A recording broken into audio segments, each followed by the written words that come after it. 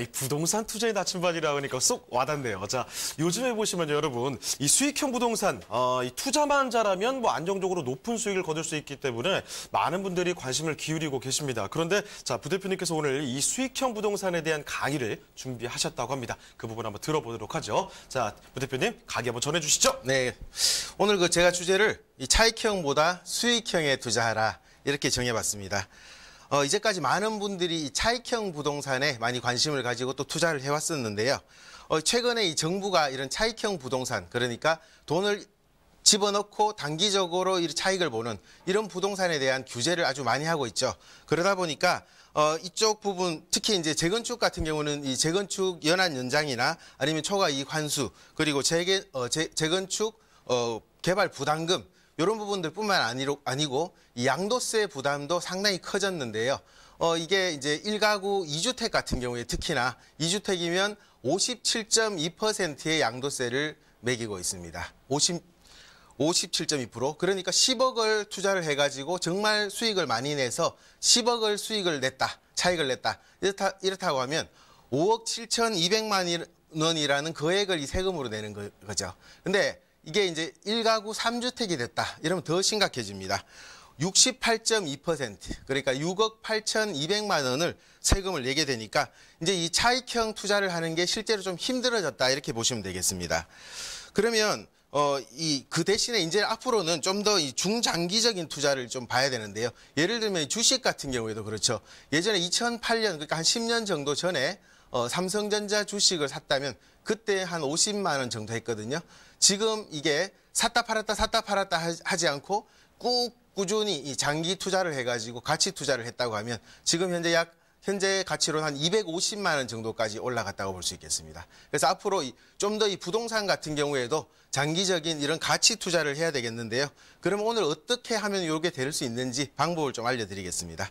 먼저 이 대출이 없는 소액 투자로 입문해라. 예, 저번에도 제가 말씀을 드렸지만 대출을 하고 내가 투자를 하게 되면 불안해서 이 투자에 승리를 할 수가 없습니다. 어떤 가격이 올라갔을 때도 불안해서 또 금방 팔게 되고요. 떨어지면 더 말할 나위 없죠. 그래서 내가 가지고 있는 돈 1,000만 원이든 2,000만 원이든 투자를 해가지고 일단 전세를 끼워서 투자를 합니다. 그러고 나서 목표 이자율, 그러니까 이제 최근에 금리가 좀 올라가고 있는 추세이긴 하지만 우리나라가 또 선진국화되고 있기 때문에 앞으로는 또 다시 한번 이 저금리 시대, 그러면 한 2%대, 예를 들면 뭐 나는 2.7%를 목표로 하겠다. 그럼 이 목표 수익률이 왔을 때 이 고정금리로 전환을 해서 수익형으로 전환을 하면 되겠습니다. 그러면 계속 이제 수익을 볼 수가 있겠죠.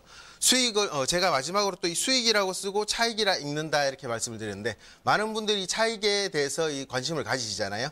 근데 이 수익을 계속 내다 보면 어떻겠습니까? 수익을 내는 부동산은 당연히 가격도 올라가게 돼 있습니다. 가격이 올라간다는 것은 그 차익을 실현할 수 있는 차익형 부동산이라고 으로 전환이 됐다고 보실 수 있겠습니다. 그래서 이 중장기 투자를 한다고 하면 여러분들께서 이 수익도 얻고 차익도 얻는 이 두 마리 토끼를 다 이제 잡으실 수 있겠습니다.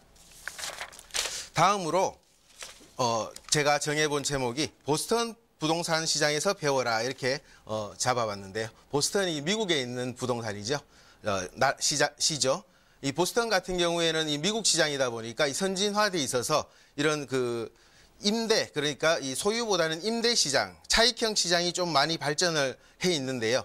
보스턴은 이제 MIT나 아니면 하버드 같은 이런 명문 대학들이 많이 포진해 있다 보니까 이 대학이 이제 대학원 중심 대학으로 바뀌면서 이런 4차 산업혁명하고 연계돼 있는, 그러니까 꼭 학생들만 있는 것이 아니고 직장도 많이 있는 이런 지역이 되겠습니다. 이 지역의 특징을 살펴보면요. 먼저 이 소유보다 임대 비율이 2배 이상 증가를 하는 이런 지역입니다. 그러니까 소유보다 임대가 많아지고 있다는 거죠.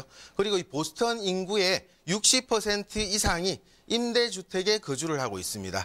이 보스턴 인구의 60%라는 게 직장인들이 많이 있는데 이 보스턴 직장인들 같은 경우에는 명문대학을 나오고 또 이런 어떤 IT 산업이나 4차 산업에서 상당히 성공적인 거로 업무를 수행하고 있는 사람들이다 보니까 수입도 상당히 많죠.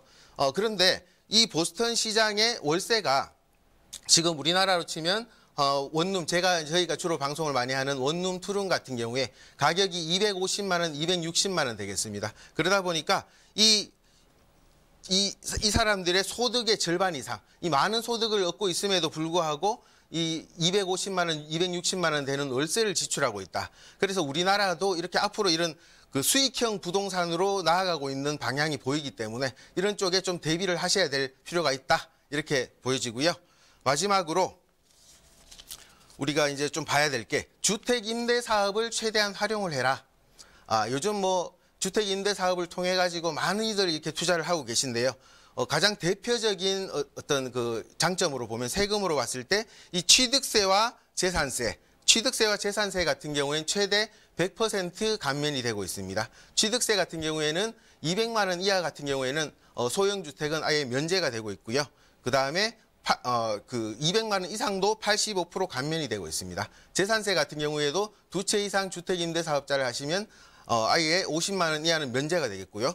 양도세 같은 경우에도 10년 이상 장기 임대를 하시면 70% 감면의 혜택이 있습니다.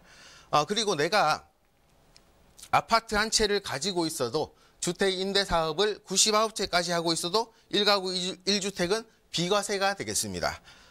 거기다가 덧붙여서 작년부터 이제 건강보험료도 4년짜리 임대 사업을 하시면 40%, 그리고 8년짜리 하시면 최대 80%까지 감면이 되기 때문에 이런 이제 수익형 부동산을 활용하는 주택 임대 사업까지 잘 활용을 하신다면 큰 수익도 보실 수 있을 거라고 보여집니다. 이렇게 정리하겠습니다.